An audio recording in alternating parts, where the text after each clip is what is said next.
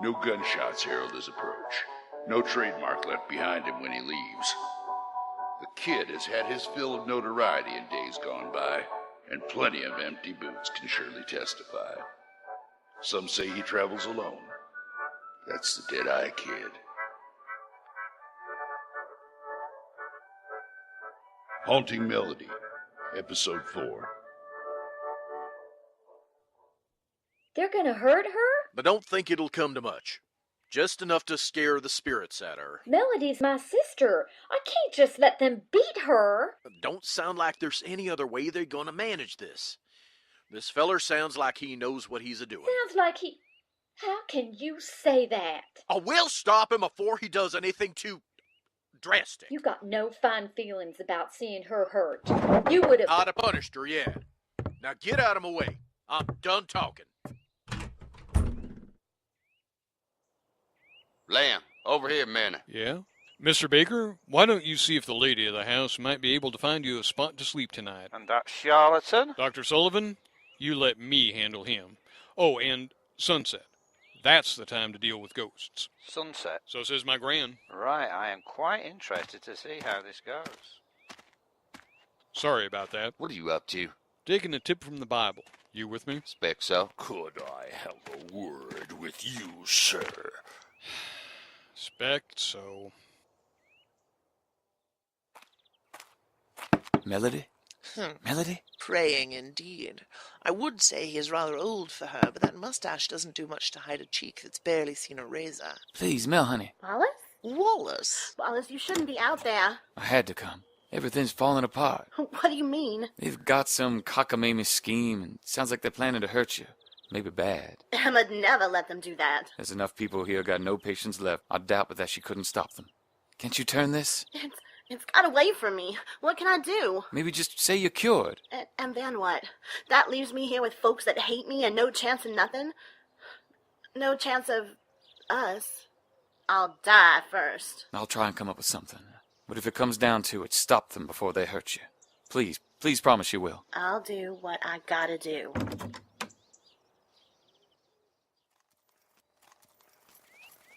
What you fixin' to do, sir? Come sunset, I'll take drastic measures to free that girl from her torment. You sound like you might have to kill her. I'm sure the Reverend, Dr. Sullivan can speak you best on torment in the afterlife. He's got a nose for it. But what exactly are you planning to do? Don't turn round. Sullivan is lurking. I hate to see anyone in pain, but sometimes ain't no choice. If there's a spirit of punishing that child, it ain't gonna be easy to spook it out. I may have to shoot her. Shoot her? What are you talking about? Don't worry none. I once shot a man 8 times, a purpose, and he didn't die. Can't use one hand no more, but apart from that, he all healed up just fine. And Cartland's gonna let you go on and do this? I get the feeling that if his wife would allow, he'd do it hisself. He's that plumb wore out with the girl. And what if we all decide to stop you? I don't see how it's any of your business. And what if we all decide to stop you? Then I think maybe it's time for y'all to get along home, then, Wishwell. We were just looking out for your best interest, Cartland. Have you heard? This here fella is fixing to shoot your sister. Well, something's got to be done with the girl. Is he serious, or did you have a chance to warn him? Glad to see you took my counsel serious, Mr. Cartland. Aha! And now, Wishwell, you and your boys can take my counsel. Get! I'll be telling the sheriff about these goings-on. Y'all do that. Sunset's about an hour away. You won't get there and back by then. And I figure it this way. If my wife's sister can be bit by ghosts, maybe she can get shot by them too. Ain't no one here gonna see otherwise once it's all said and done.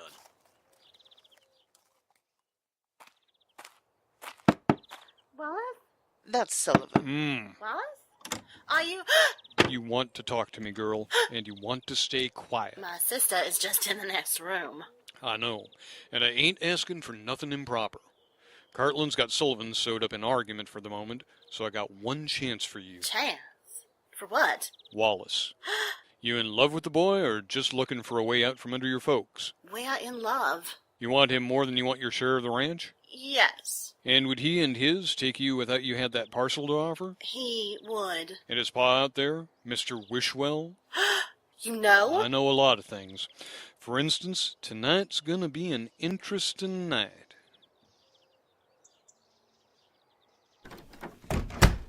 Can't be long now. You won't let him really hurt her, will you? Emma, he promised he wouldn't. We gotta convince her he would, though. She's a gotta believe it. Why? If she's a fakin', she has to cry off.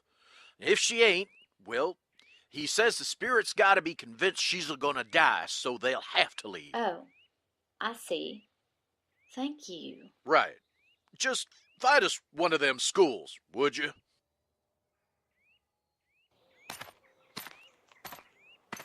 So if they are genuinely in love... I think they are. He's plumb tore up about the chances she might get hurt. Maybe she's not so worried, but she seems true. Then this is just like Shakespeare. Romeo and Juliet. Families opposed to one another, romance between the younger generation. Does that give us any aid with sorting out this rat's nest? Well, they both died, so I suppose not. Plays. What are you thinking? Well, I was playing at Sullivan, threatening the girl to bring out... The real... Oh, yes! I've got it! Jolly clever. I'm thinking maybe I got the wrong baby. The wrong what?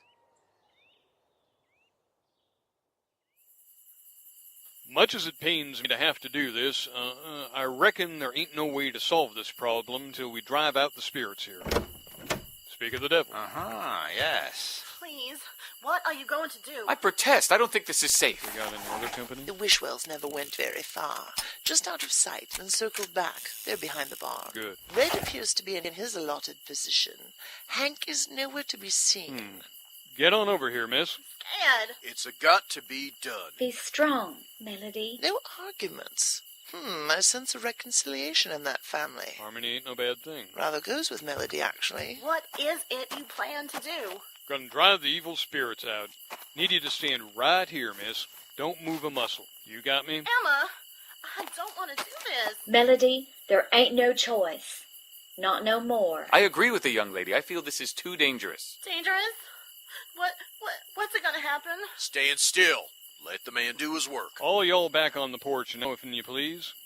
Now, miss, if you'll hold yourself real still. I'll do my best.